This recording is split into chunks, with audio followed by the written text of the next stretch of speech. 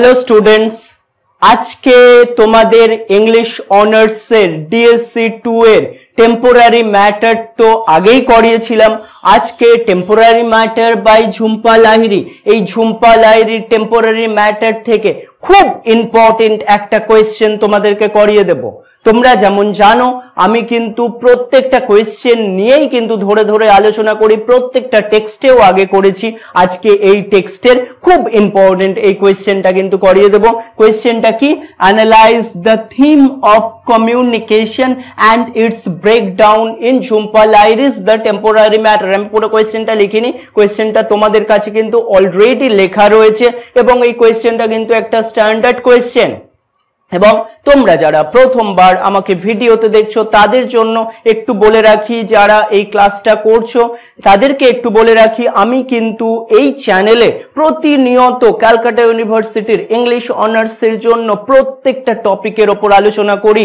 চ্যানেলের প্লেলিস্টে যাবে, সেখানে দেখবে প্রত্যেকটা টেক্সটের ডিটেলস ডিসকাশন রয়েছে এবং প্রত্যেকটা টেক্সটের অনেক সংখ্যক কোয়েশ্চেন কিন্তু আমি আলোচনা ইতিমধ্যেই করে রেখেছি তোমাদের সুবিধার্থে।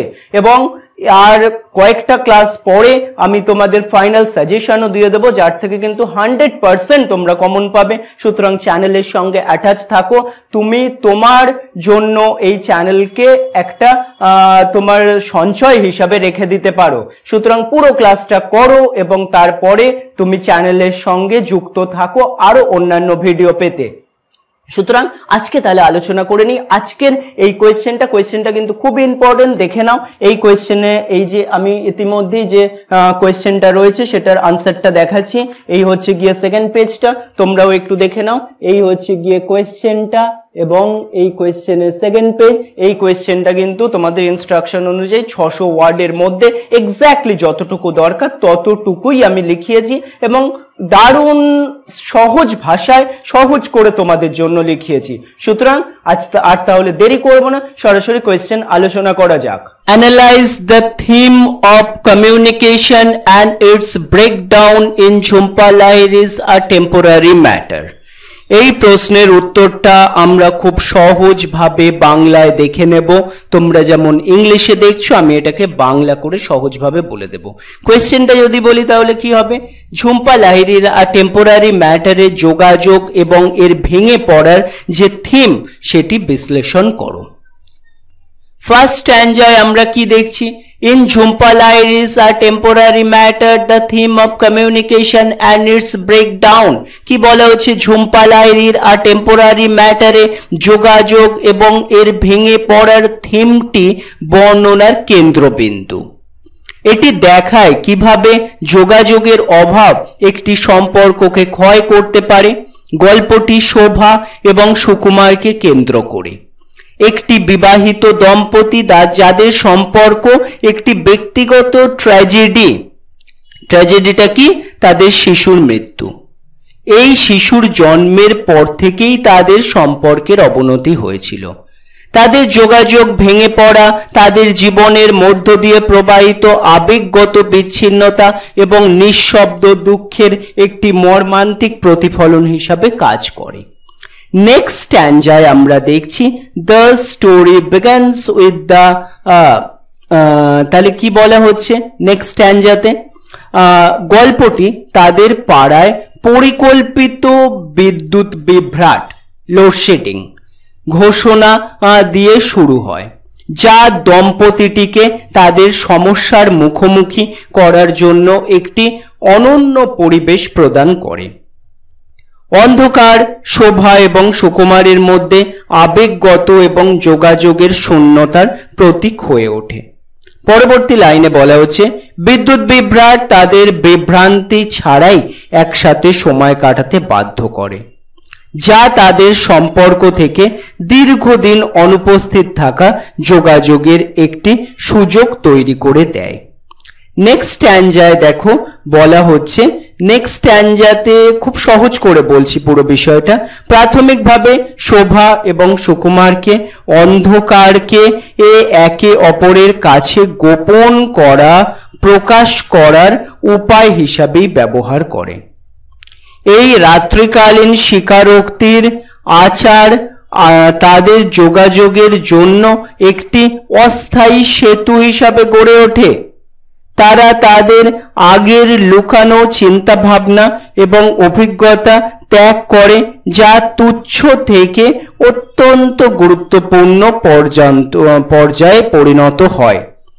এই স্বীকারোক্তিগুলো উভয় চরিত্রের জন্য একটি ক্যাথার্টিক মুক্তি হিসাবে কাজ করে।